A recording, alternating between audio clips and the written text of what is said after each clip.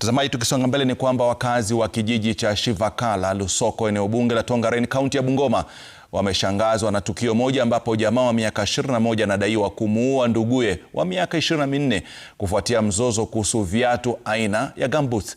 Kulingana na mama yao, ugomvi ulipozuka kati ya wawili hao, mwanawe Joshua Wafula alidungwa kisu mara kadhaa na nduguye David Wanyonyi na kisha kufariki muda mfupi baadaye. Naibu chifu wa eneo hilo Fred Wanyonyi alithibitisha tukio hilo, akisema mshukiwa tayari amekamatwa huku uchunguzi ukiendelea.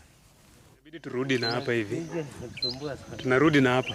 Halafu baada ya kupikana hivyo tukawakawanyishamo, mimi nikashika Davis, nikamuonyesha njia ya kuenda kwake, nikamsukuma mpaka pale kwa Mandisi. Na huyu naye wengine wakamshika kumpeleka kwake.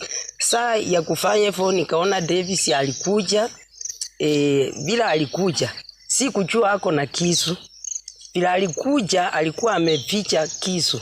Na vile kufikia Joshua, akatoa kisu akamfunga kwa kichwa, kwa shingo na kwa moyo, kwa tumbo. Tukamwambia usimkuze. Joshua akasimama tu, Davis akatokea.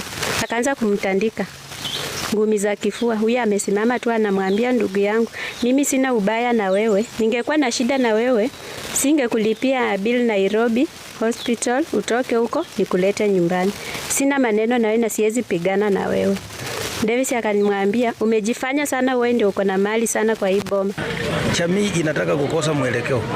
Kwa hivyo kwa wito huu nataka niombe viongozi wa makanisa, niombe viongozi wale ambao tunaweza ita retirees, niombe wale wote ambao wanaweza kuwa katika jamii kama walimu, waje tusimame pamoja na sisi watawala, na hata miongoni mwa wale vijana kuna wale ambao wako na wazia mzuri sana kwa wengine, ya kuwa tuwe na ushirikiano ule ambao utaweza kuleta jamii pamoja.